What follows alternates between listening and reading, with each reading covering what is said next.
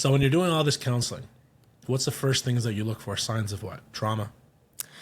For me, the first thing I look for is how can I build a relationship with this person? Right.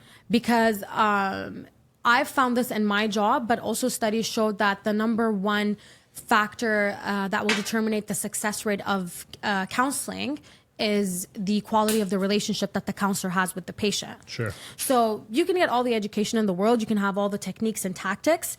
It comes down to how quickly and how authentically you can bond with the person that you're working with, because that's going to determine how much they can open up, how honest they're going to be with you, how seriously they will take the session. If they are going to be coming from a place of shame or a place of openness, it's all about connectivity and how you can connect with people. And for me, that comes down to storytelling. So sometimes when we tell our stories, it's not a sign of weakness. People fear that if I tell my story and what I've struggled with as a therapist, it's going to take away my credibility. I find it's quite the opposite. Me sharing my story and owning up to it takes away the stigma from it. And that opens the door for the person in front of me to connect. It gives them the permission to open up as well, because I've just removed the shame and guilt aspect By off sharing the table. about yourself. 100%. Yeah.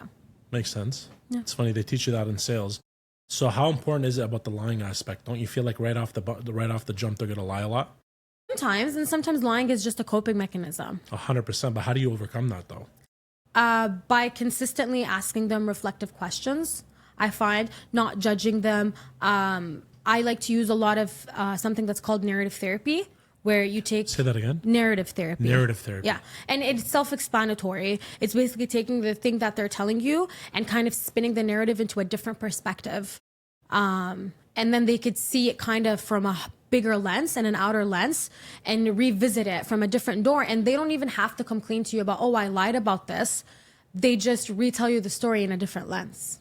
So as an example, let's just say, imagine you're the patient. Okay. Don't be the patient, but let's just say, Yeah. doctors make the worst patients, but let's just say, you know? That's very true. But let's just say you're the patient, you gave the story, I was asking, what happened in that event in your life, and then you said it. And then I'm like, okay, so what if it was, I was coming in the door, right? And let's just say, I'm not the one, you held the door open, I never said thank you. How would that make you feel? Is that what you're doing for the narrative therapy? To flip the script?